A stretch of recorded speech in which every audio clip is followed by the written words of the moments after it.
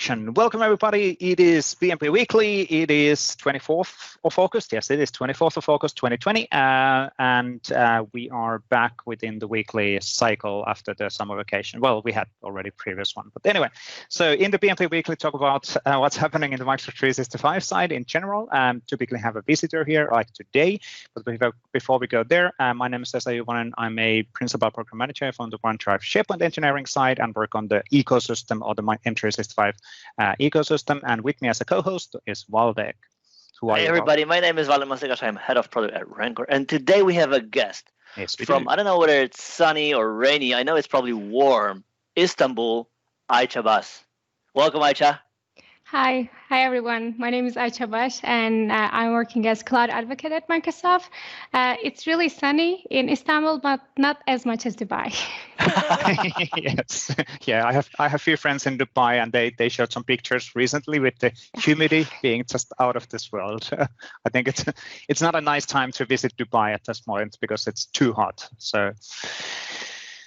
On the other hand, not that many people travel that much because of the current situation in the world either. So I think it's okay.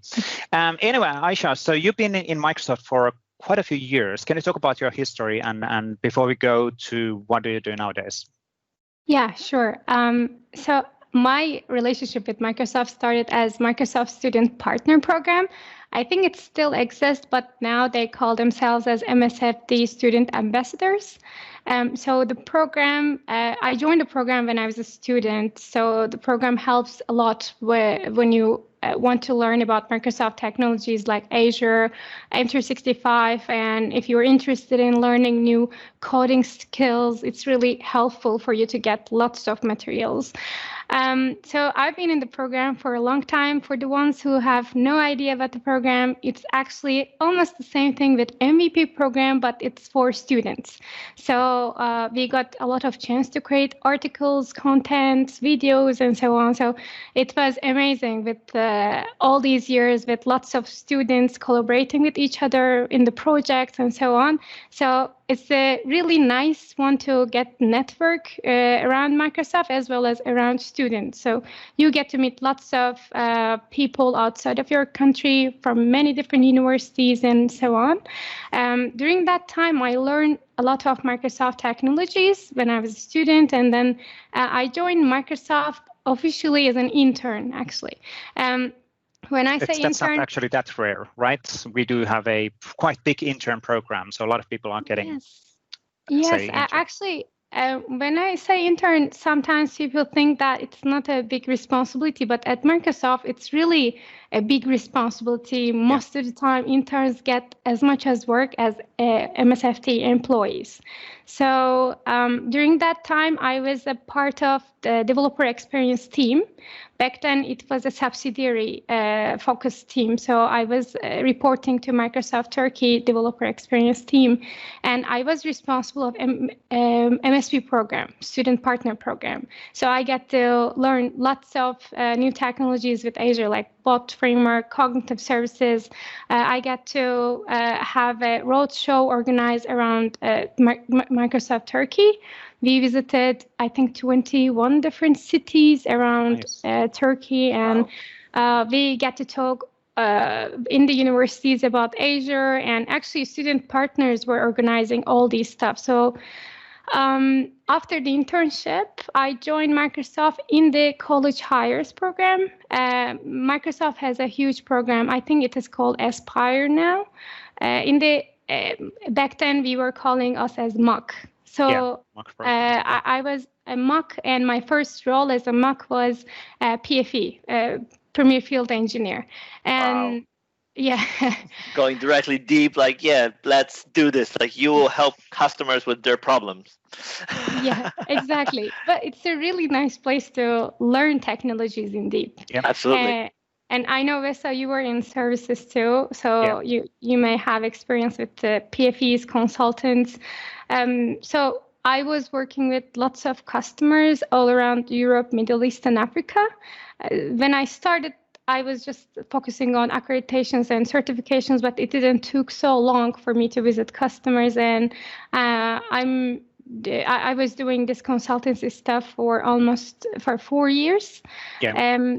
When I was a PFE, I was focusing on most of Azure related stuff like web services, bot framework, and also Azure bot services, cognitive services, and all this stuff, as well as .NET Core was my primary area.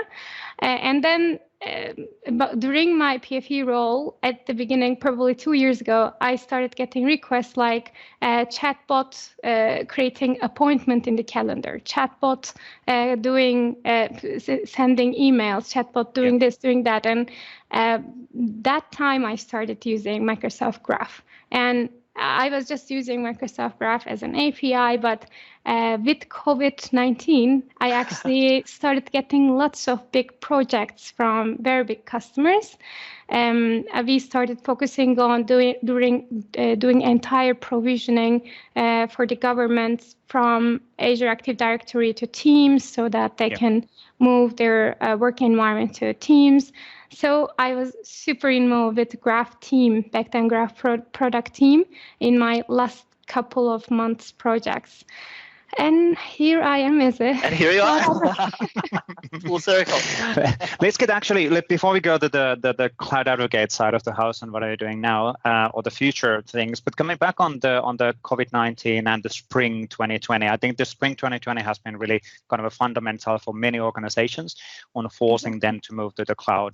And that's basically what you saw as well. So a lot of the governmental agencies, they needed to move to the cloud because of the remote work and all of that. Was that initially the thing which actually pushed stuff moving? Yeah, actually, even before that, I was getting requests related with Graph and Teams, but it was not that huge because we were doing many proof of concepts as PFE. So we were trying stuff first with bots, cognitive services, plus Graph and Teams. And then if customer accepts, then we were going for the production level of project. But with COVID-19, we were actually pushed for digital transformation. Everything was so quick, projects were so big, and then we needed to do all the provisionings in 2 weeks, 3 weeks, and we needed to find solutions. And we were actually quite lucky because product team on that side and M365 side, they were super responsive. And they were really helping us in the field. We were having lots of chats during the day. They were answering questions. They were joining the calls at 12 a.m., 2 a.m. just to help customer and so on. Perfect. It was a really busy time and a great time for us to learn doing stuff. And there was a huge improvement in the products as well. I mean, I'm looking at Microsoft Teams right now. It's in a totally different level, and it's an amazing tool. Yeah.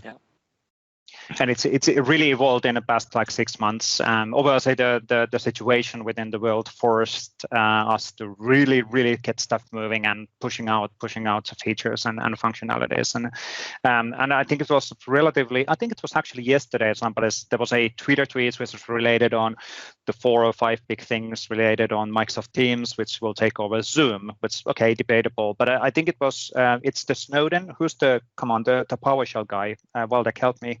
Jeffrey Snover. Yeah, Jeffrey Snover said really well, actually, in Twitter. Just noted on the Twitter that we do not, as a Microsoft, we do not compare ourselves to the competitors. We want to fulfill the customer requests and fulfill what they're doing. Don't make that face, Waldek. Well, I mean, it's on one hand, I can imagine. You're in camera. Careful. I know, and it's I think on one hand, yes, you have big plans, the big direction where you want to go. But on the other hand, I think you also listen to market, the customers, and what others do. Absolutely. Right. So I think I wouldn't say it's no, we don't. But I think what's being tried to say is that you don't let others dictate your planning. Yeah, I think that is the sentiment. And I think if you think about in general, let's say IT industry, it's quite typical that people are following up on what's happening across the industry and then copying ideas and getting ideas across. It's been the fundamental piece of IT industry since the 70s. So I think but it's also an interesting thing, right? Because it's by coincidence, I think I wrote about it last week on my blog. Like, there is no price for adding a feature to product in theory. Like, you can just keep adding stuff, like, because there is no limit. Like, it's not like you build a house and there's a finite number, I don't know, amount of room you have or bricks you can use. Like, in product, you can just add features. But at some point, like, the more you add, the harder it is to use the product, because it will have everything and anything. Like, and if you just look around you and look at others and don't follow your gut, well, then you will end up having a Swiss knife that kind of does everything, but does nothing really good, and it doesn't really make any sense. Right? So you will be all over the place, and you will be able to tick every box on every RFP and RFI, but users will not really love the product because they will be confused. Now we're getting completely distracted on the discussion, but I have a good example on the complexity of things. So really great example in the office world was actually introduction of ribbon. The ribbon in the top bar, and then we started adding features and ribbons and dabs and features and additional things, and now we are ended up in a situation where people cannot find this how to do the simple things. And then in the modern SharePoint, we adapted the ribbon as well, and then we were unable to actually now we're getting rid of it because again. it's too complex. it's too complex for end user to do that. But it was exactly the same thing. I think it was around the time where you introduced ribbon that people said, like, huh, I didn't know you could do it in Word. I was like, yeah, you can do it since Word 93. And it was like, really, what? It was about things like paragraphs or building a TOC or indexes or whatever. Like, it was all there all this time, and people just didn't know about it because there's like 20 million options in the menu. Yeah. Word could seriously do everything, and it can still do all of that. Anyway, same time, sorry. I think our product team started getting lots of great feedbacks because literally everyone started using Office 365 day to day, because in COVID-19 we couldn't go out, and the entire communication was going through Teams, and we started needing different stuff in Teams. For example, that time when I was working with one customer, and it was a big one, they were transitioning entire working environment to Microsoft Teams, and they needed a auditing reporting, they needed a reporting for call quality, and then since we were working with the product team day to day, they were like, okay, let's try to build something, and now bam, we have call quality dashboard, and then customer asks one more stuff, and bam, the other day they add something new in the Power BI for call quality dashboard, another column, and so on. So it is kind of okay for them to get the customer feedback. I'm sure they are prioritizing it. Probably they don't do all of them, right? Yes, I can imagine that. Yeah, of course. And obviously every single product should be created for the customer based on the customer requests. Absolutely, but it's the interesting balance between, do we add stuff, everything? If there's one person who requests the feature, should we add it? No, we should add it if there's a significant amount of people asking that. So it's a clear demand. It depends, right? It depends, because the customers have also this notion that they ask for things, but they might not always need exactly what they need. So even though they ask for something, maybe they don't know that you could do it differently, and that it's better, right? So it's also this product management role is a hard job, because you need to distill the market trends, customer needs, and really understand the needs, as opposed to just blindly listen. Okay, they ask for a report, so they want to have a report. Like, okay, but if you have a report, what will you do with it next? Like, oh, so you don't want to have a report, you want to have this, and it's like, it clicks, right? So it's also this additional thing of really trying to distill the real need behind the question. Absolutely.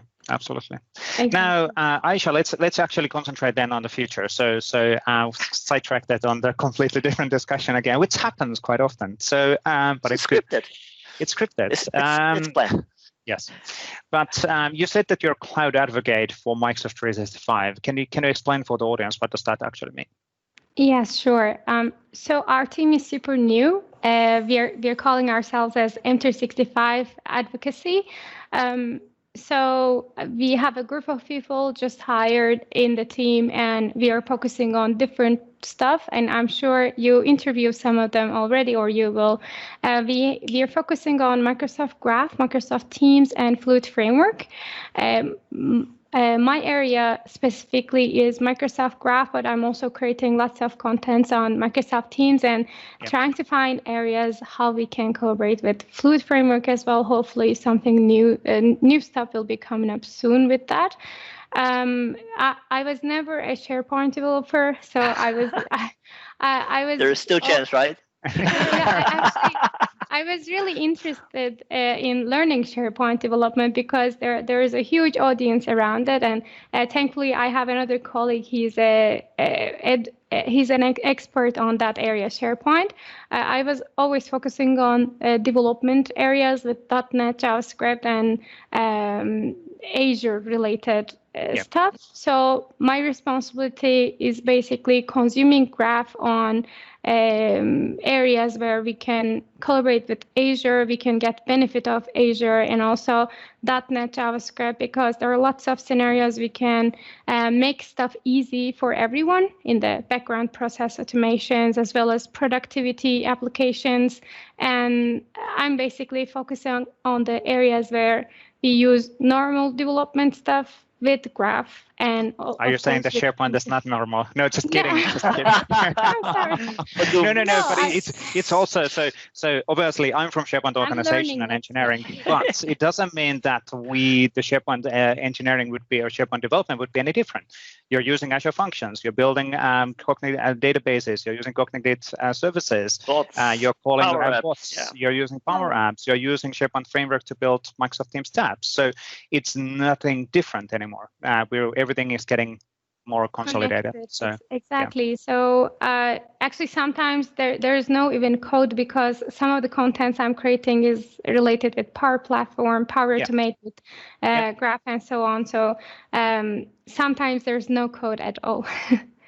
Whatever code actually is, because if you're calling an Azure Microsoft Graph from Power Automate, it's not simple. So somebody might say that you're kind of coding, because it's not just drag and drop. You need to actually define some JSON definitions and API calls and all of that. So what is coding?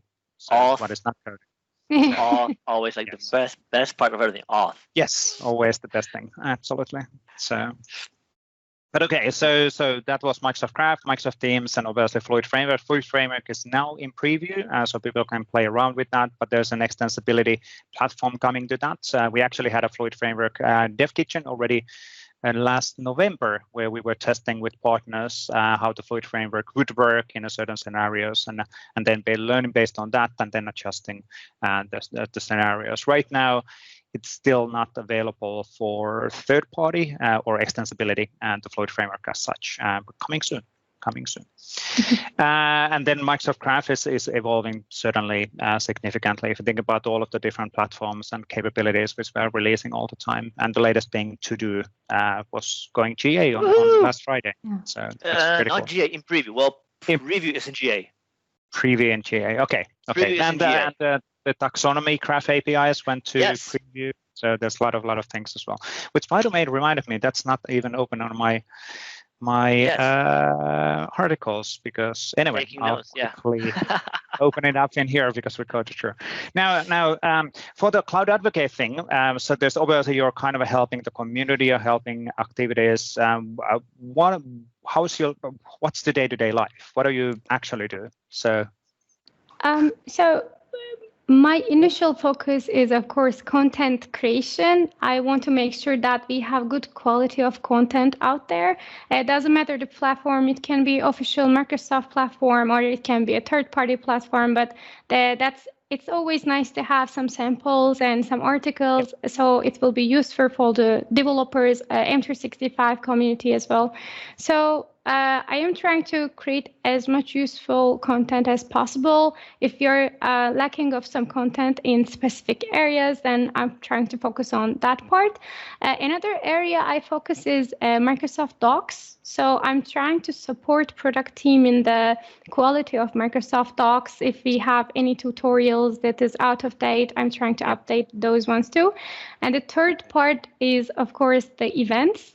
I'm joining lots of meetups, conferences, and trying to talk about what's new in Microsoft Graph. Recently, I had lots of conferences related with Microsoft Graph Toolkit, and it's getting really interesting. Actually, we started getting lots of audience on that area too. Yep.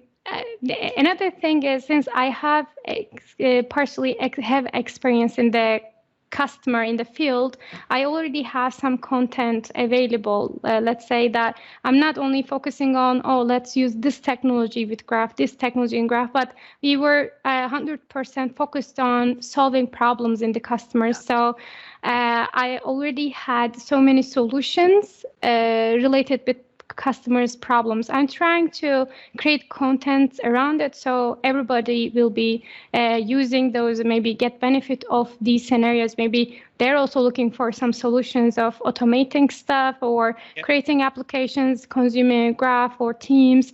Since they are the real life customer problems, I'm trying to just prioritize, as well as maybe adding some new stuff if we have new releases, and create as much good quality content as possible, and trying to use them in the events too, so people get a chance to see it in the live demo and maybe try, because everybody has their own taste. Some people like reading blogs, some people like watching videos, and just trying to be everywhere, available in each and every platform. So and now also here on podcast.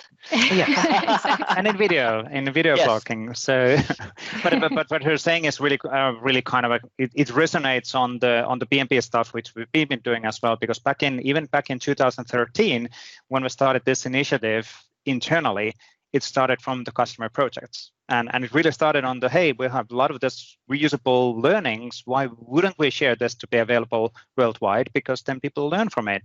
And the beauty of having based on customer engagement is that they're real world, so they're not just a random person sitting at their home coming up with a, hey, what if customer wants to do X and Y and Z? No, it's actually real world customer learnings, which is really cool. So, and that's really the power of community also, on collecting samples together and building community, because then people who work with customers face to face on day-to-day basis, they can contribute back on the samples and documentation for sure.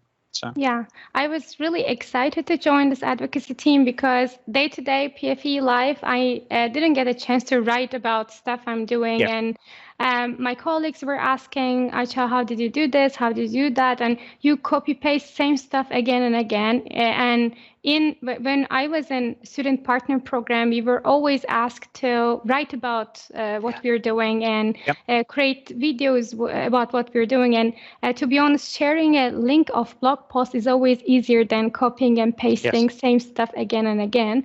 That's why with this advocacy role, I get a chance to talk about stuff I did so far and write about them, so it will be useful for the community too. So it's really, I'm super excited, and hopefully we will do more and more about Microsoft Graph and Teams. Yeah, and also I think there's this another angle to put things on your own blog. Like, how many times have you searched for something only to end up on your own blog? It's like, I did that. True. True. It's like because there is some obscure notes, or you needed some specific template ID of something, or you needed this like specific error, and it's like, I know this from something, and you search like, huh? That was it. Yeah, exactly. Like, I know this guy. Yeah, compliment myself. Yes. Or then you have I talked about this joke a while back as well, but I had a relatively big, like multi-million-dollar, $10 million project running with certain partners back in 2012, when I was still in a consulting side. And then we had a debate within the project in the technical planning. And the person who I was having a debate, his argument was, well, I wrote about this one guy, this Vesa from Microsoft. See his blog here is saying blah, blah, blah. I was like, yeah, I'm the guy. So I know what I wrote.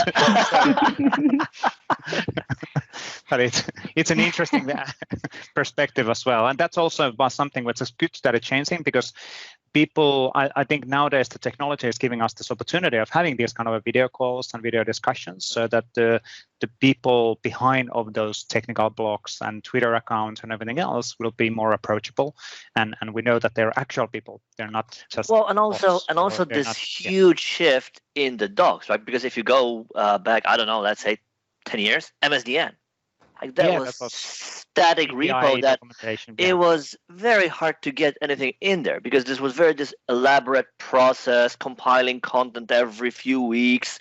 Whereas now it's all open source. You see a typo, you go to GitHub, submit PR, and it's fixed immediately, right? Or you see a gap for content that isn't there. Well, you think that you want to do it. It's okay. You write the article, submit, and it's your name. You create the official docs. Like, how cool is that? Yeah, absolutely. Exactly. And it's nothing different being an internal Microsoft or being a developer out there, because they also ask us to create pull requests, and from out there you can also create pull requests and update stuff, and you can be the one writing entire docs. So it's really cool. Absolutely. Now let's do a quick break on the discussions and move to the articles for a while, and then we'll come back on the closing. So let's talk about the latest news, what has happened within the last week from the Microsoft Teams and Microsoft Graph and community side. So let me share my screen from here. So let's start with the Microsoft Teams. They had a few new articles on their blog related on updates on the things, and basically updates related on devices for sharing space, July and August updates. And basically additional capabilities, pinning attendees in the Surface Hub. You're able to have capabilities available, proximity-based meeting join. Interesting. So the one thing that I wanted to ask, like, if you share your room with a cat, does that also count as sharing room devices? Because I want devices, but I'm only in the room by myself. So yeah, that's true as well. Yeah, so fair point. We're hoping that the world will come gradually to a normal state at some point. So live captioning is, by the way, now available in collaboration bars. So live captioning is really good, especially if you have somebody who speaks Finglish. It's good that it's translated that in English. Well, then getting auto caption, like you would have to have a person who understands Finglish to caption Finglish. Yeah, well, yeah. So that's why we have artificial intelligence in Azure, right? So we can actually do that. And machine learning slightly, and we'll make it happen.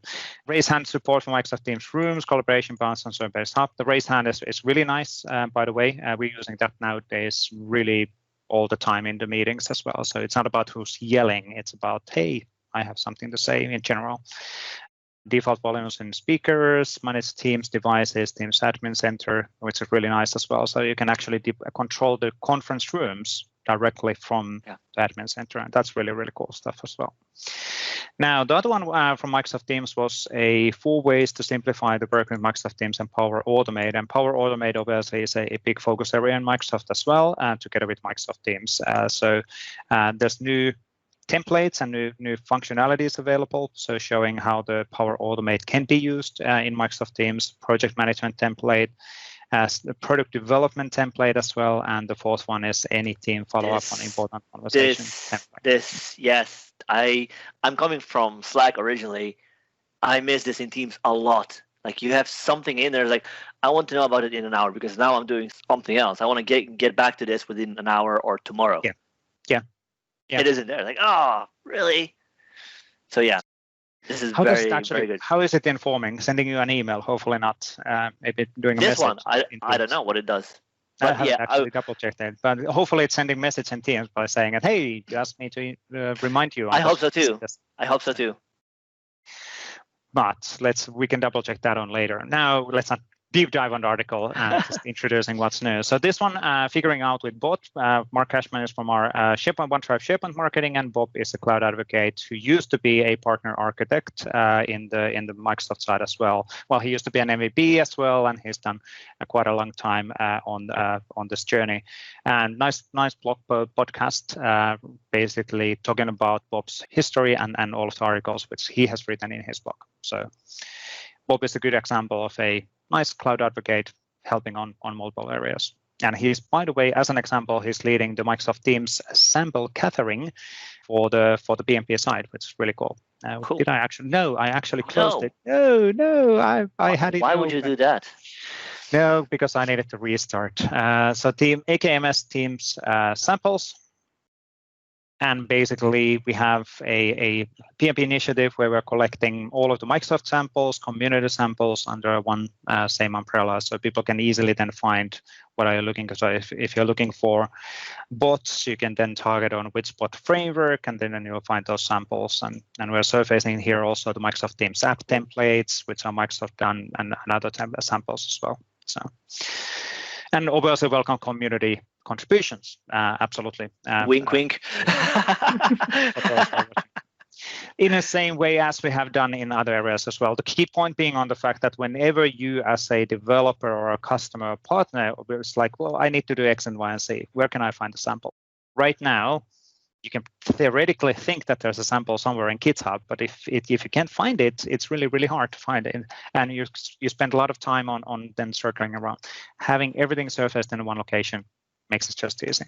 And in the long run, obviously, we're looking into having a much more, let's say, advanced UX, where you can actually target to any Microsoft 365 sample by filtering down on the selection. Right now, this is relatively simple still.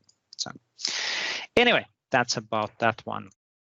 Good. Let me get back in. That was figuring out with Bob German. Now here, the new and improved Microsoft Graph To-Do APIs are now in public preview, and this was announced on Friday.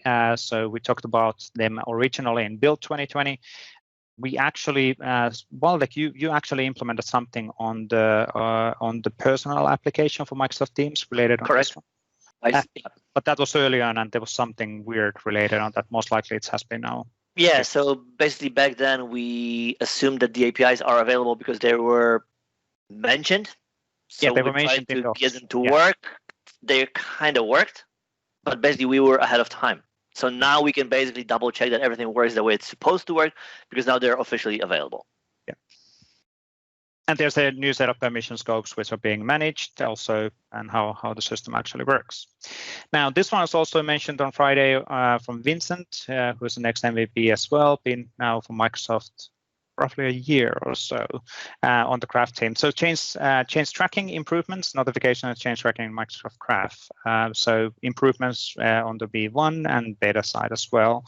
And this one, Ayça, I'm putting you on a spot on this one. Can you quickly explain what is a notifications and change tracking in Microsoft Graph? What's the value out of this? Why would people be interested?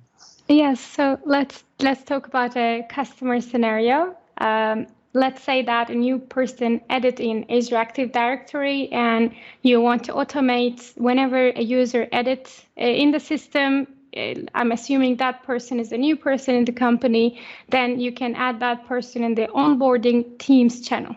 So to be able to understand who is added, instead of getting entire Azure Active Directory list of people and then comparing with the new one, who is added, who is not, because it may take minutes and even an hour. Yep. You can use this change notifications, change tracking graph, and then you can get the information about that person and automatically provision that person to Microsoft Teams channel. There are lots of ways to do that automation. Either you can use Power Automate, Logic Apps, or you can directly call it from your application in web application, mobile application. So this is a great way to understand what's happening in your Enter65 data. Yeah, absolutely. And like I said, it's not about kind of pulling the latest and comparing. It's all about getting notifications and what has changed, so you know who are the new people or updated people and all of that. So, or new lists in SharePoint, or new sites, or not new teams in Microsoft Teams. So there's multiple ways of approaching this. So really cool stuff. And this one kind of related, I'm going to mention that. So taxonomy APIs taxonomy APIs we announced on last Thursday, unless I'm completely forgot the timing. I think I sent the blog this one in Thursday. So this one came out. So they're basically in a beta endpoint. We didn't write any blog post yet for it. Probably will do that as well. But basically taxonomy, store terms, groups, and all of that one have been exposed in the beta endpoint. And for that one, there's going to be sooner or later also change tracking and webhooks basically behind of the scenes. Cool. Really cool. But, like this API was asked for a long time. I think it's years. Yeah. Yes. Well, I think it had 1,900 user voice entries, which when I closed it on last Thursday. So that's pretty cool. So finally we're getting it out. Now, this one, just a reminder for those who are interested, we are executing Microsoft 365 PnP virtual conference, which is in 1st of September. Because we do have a quite active team related on Bob German, Elio, Laura Kokkarinen, Paula Pialorsi, Velin, Julie, so many people in here. And we just wanted to have a kind of a community approach, let's say without any sponsors, just a seminar people can join. There's a max 30-minute sessions. Well, some of them are 1 minute and 20 seconds, if I remember correctly, because some of them just couldn't squeeze it in 30 minutes. Yes, but there's a 40-minute spot for every single session, and then you can actually select which of these you want to actually watch. And everything is obviously recorded, and then we'll get it out in the YouTube channel as well after the conference. But basically, without any sponsoring, without any complexity, just sign up, register, and next Tuesday we're gonna execute this one. Week from now, Tuesday. Yeah. So, woohoo! Isn't it? It's a week from now. Yes, it is. 1st of September. Yeah. Good. Remember the 1st of September. 1st of September, indeed. Now, Ayça, do you want to actually do an introduction on your blog post? This is your blog. We didn't have anything new for this week, which is completely fine. It sounds like every single week there has to be new stuff. But what kind of things you're writing in your blog? Well, yeah, actually, I'm focusing on areas where I think it will be useful for developers. Sometimes it's related with Graphene teams, and sometimes it's related with a chatbot. So it's 100% focusing on technology for sure.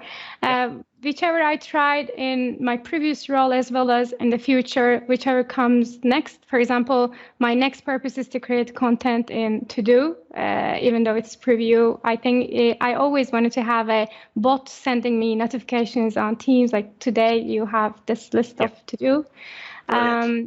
Actually, I'm just working on the scenarios and trying to write about it because I think that putting them on GitHub will not be enough. Sometimes people like to follow the track and do exactly the same thing.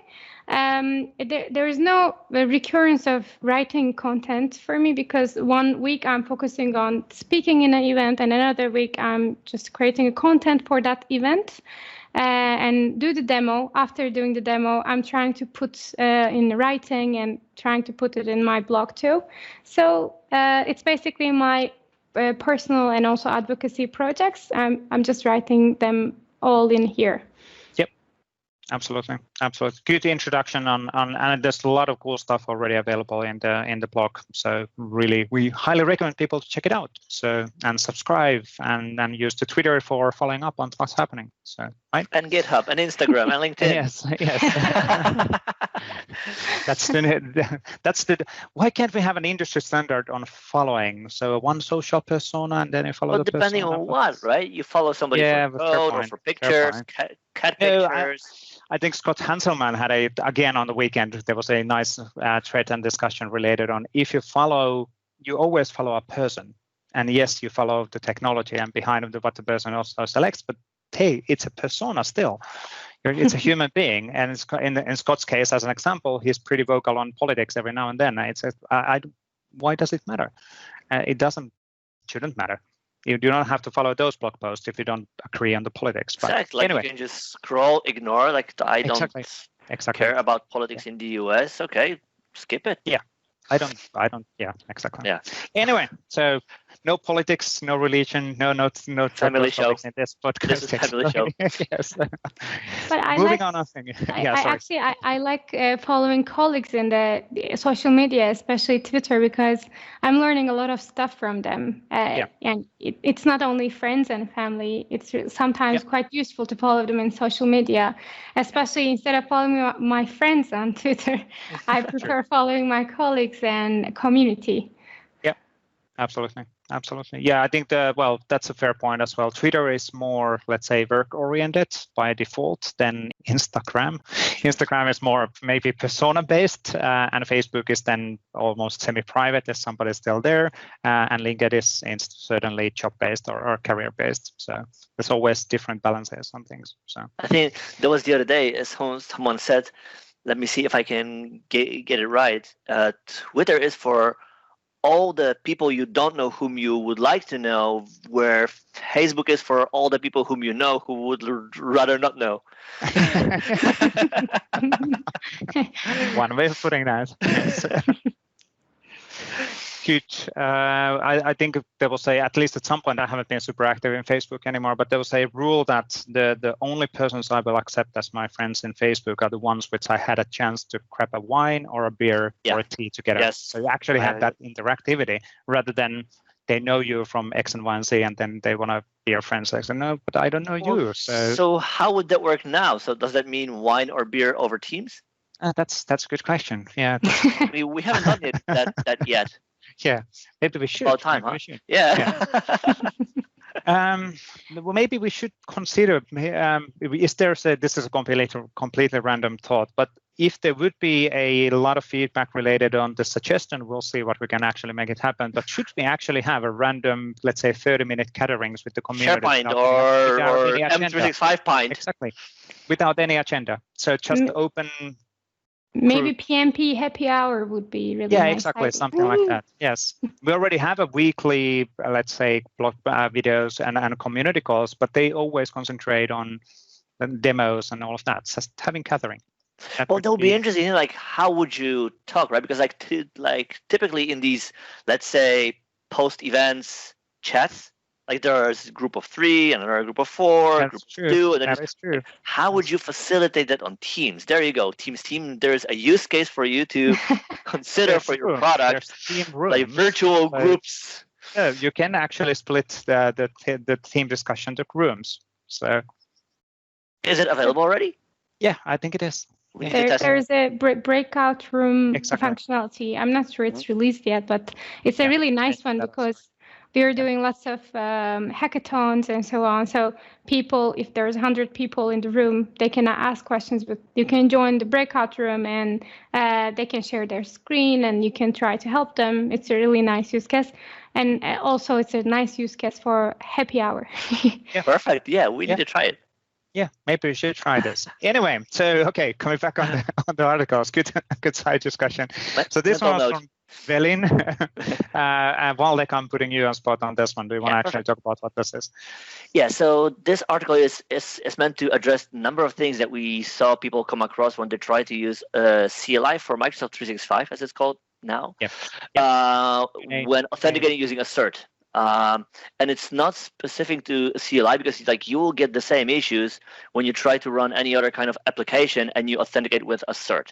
Yeah. So in this article, Velin explains different permissions you need to have, for example, to create sites, how you work with that, and difference between, for example, modern sites, modern team sites versus com sites. What are different requirements with regards to auth? Because at the end of the day, it's always the thing that before you can do anything, authentication has to be in place, and you need to do it right. Otherwise, you will get these errors, and if you are not well versed in that, you will be banging your head against the wall, and you will not be able to do anything. So with that, we strive to address these gaps or the hurdle of going through auth, and then basically allowing you to do your work as opposed to try to debug auth, because that's many folks apparently don't think it's fun. It's never fun. So having a detailed one step, so that you can concentrate on the actual business objectives is always the key. So identity and authentication should be as simple as possible, but okay, one step at a time. We'll get it better and better. Now, moving forward, how to efficiently manage SharePoint News by João Ferreira. João. I almost pronounced his name properly. So that's a long-running joke as well. Can't do that. But anyway, he has a good video on actually how to make those things happen and using PnP PowerShell then to automate things and configure the experience in an optimal way. So really cool stuff from João. as well. This one is from Elnur, M365 Developer Associate Certification Prep Tips, and there was some familiar name mentioned here and here. Who is that guy? So, but basically, you had a webinar, correct, Waldek, together with ACE to talk about how to prepare for MS365 exam. So, yep. Cool. And I think AC had its own series of webinar as well. So going more in depth. Yeah. So how to get past that. This certification has been around in GA starting from the start of the year or something like that. It took quite a long time. I think it went live around February or as so. A GA and Ignite, starting from Ignite last year, it's been in preview. We started creating that actually more than a year ago already, so it took a while to actually. It takes time. It only proves the point that M365 is really broad, and there are a number of things in. And at the end of the day, you have an exam that you want to plan for about, I don't know, an hour or two. So you cannot obviously ask everybody around everything. Plus, things change, right? So how do you pick the right things that prove someone's skills across the board? Yes. And that's definitely the difficult one here as well. So because it's around Microsoft Identity, Microsoft Graph, and then SharePoint, Teams, and Office. So and Graph and Identity being the big ones. So interesting balancing out, because we talk about Microsoft 365 as a whole. So testing and validating that is really hard. Now, adding your guests using Graph and endpoints ending up as mentors, adding guests using Graph ending up as mentioned from Abby, and just explaining the behavior and how things work and just the finding. And it's good that people are sharing this findings, so that whenever you're searching on what's happening, why is it doing this, then somebody else has run into that as well. So yeah. Sharing lists from João Ferreira as well. Share list and list items in Microsoft Teams. So this is actually pretty cool. It's an application customizer extension of list view command set, which can be added on a list. And then when you click it, share to Teams, you can actually share the item to Teams. So it's obviously behind the scenes is using then Microsoft Graph to actually do the integration. So really cool stuff as well. Nice. And this one, Jopex. Joris Pullmans. Thank you. Yes. Notes on learning work to work with Microsoft Graph. So good set of notes, again, collected on those areas and helping people to learn how to get started. Obviously, Microsoft Graph, absolutely, Graph Explorer is the easiest way to understand how it actually works. And you sign in against your account, and then you start testing around how things are working. Todd Clint created all user groups and distribution lists in Microsoft 365 and Azure AD. Really, how do you do this, and how do you configure that in Azure AD, and what does it actually mean in practice when you're behaving or using those things in here as well? We're using dynamic distribution lists. That's actually a great idea. Absolutely, good stuff from Todd as well. And this one was the last, just the Microsoft Teams development samples, because we've been talking about Microsoft Teams in here, and I showed that one. So let me actually stop sharing, and let's do a quick recap. It's Monday. What's going to happen this week? Ayça, what's on your schedule? Anything interesting on this week? Yes, actually, I'm going to join yesterday I joined a meetup in a Microsoft Reactor Abu Dhabi. We talk about Microsoft Graph Toolkit. And this week I will pause because today is Monday, yesterday is Sunday. You need to explain that. I know this, but why? Okay. Are they working on Sunday? What? Yes. So Dubai, United Arab Emirates, and some Gulf countries work between Sunday to Thursday. So Sunday is the beginning of the week for them. That's why we had a session on Sunday about Microsoft Graph Toolkit. Thanks for letting me know. Great note. And another one, on Wednesday, I have another session with data and office community in Singapore. And we're going to talk about background process automation and insights around M365 data using Azure and Microsoft Graph. Yep. And I have some other ones next week coming, but I think I'm going to share all of them on Twitter. So if you follow me on Twitter, you can get information. That's a good way of collecting followers. So absolutely. Waldek, what's happening on your table? I am fiddling with a connector for Power Platform. So we have an API at Rencore that is secured with Azure AD B2C, and we want to expose the API in connector. It's a whole story of its own. Again, auth, but it works. There are just a few adjustments that we need to do to the API. That is 1, 2. I need to debug a Docker container because we have a .NET Core app in it, and it doesn't work for some things. So I need to work on that. Other than that, I think we are now in the last week of August, so we are closing to the September. Yeah, time flies, right? Yeah, we are. Yes, we are. So I think next weekend, so not the coming one, but the weekend after that, we have a release of CLI, which will be the V3. So next major version with a rename, cleaned up all backwards incompatible changes, deprecated things that we've done over the last year. So it's a big moment for us. But on the other hand, it's just a release, right? So we have everything in place. We just need to ensure that we haven't missed anything, because if we want to ensure that we don't break anybody. Yeah. So basically, we stay backwards compatible as long as we can, meaning it's now, and then the next moment for us is another year at least. Right, so we need to double check that we have dotted all the I's, crossed all the T's, then we have everything in place. And if all is according to the plan, then next weekend, there will be a V3 of CLI for Microsoft 365, as it's called now. Is it the weekend after next week? Well, it depends on what I mean. Yeah, September the 6th. There you go. Cool. Yeah. And on my side, obviously, we have the conference coming up. I'm helping with that one. Ignite is coming, so we're recording Ignite sessions right now, so making sure that those are being covered. There's a lot of day-to-day activities on the PnP side which we're executing. Today, I already spent 5 hours on solving up our data pipelines, which is always so much fun as well. So because obviously to be able to understand what is being used, how it's being used is super important, so that we can make investments and funding decisions on the certain areas. And then whenever your data pipelines are crumbling down, then you're flying blind. And now we've been trying to figure out, there's a nasty internal tool deprecation, and now we need to move from one tool to another, and that means that everything is now always fun, huh? Yeah, that's migration. Always so much fun. Trying to figure out, and also noticing that not everything is documented. That's a classical thing as well. And when you're opening up the tools and you're like, hey, what is this? And what's this? Is somebody using this? You have no idea. Or in your reporting database or in Power BI, it's like, well, is somebody using this report or not? And is it important? So it's interesting, challenging things, but classical things are always. Turn it off, wait a week. If no one complains. That's the yelling metric. So, yes, exactly. The yelling metric. Like, how far will it go?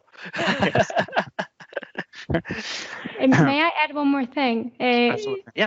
So there are lots of events coming up, and I'm talking all of them, but tracking them through Twitter sometimes is hard. So that's why I'm trying to keep my blog events part up to date. Yep. So if people are interested about Teams and Graph, most of the events I'm going to talk, most of them are public. So I'm sharing the links, all of them, and trying to collect everything in one place so they can get the agenda. If they're interested in, what's coming next, they can check out my blog. Absolutely. Absolutely. We'll mention that in the notes as well, so on the blog posts as well. But I think that's it for now. So thank you, Ayça, for joining us on a super scripted and super formal discussion like this always are. Yes. Nobody said anything offensive. And yeah, this is good. This is good. Thanks for having me. It's a really nice show. So it's a pleasure to be part of it. Thank you. Thank you. Thank you. And we'll be back with a new PnP Weekly within a week. So bye-bye, everybody. See you later. Bye-bye. Bye. Bye.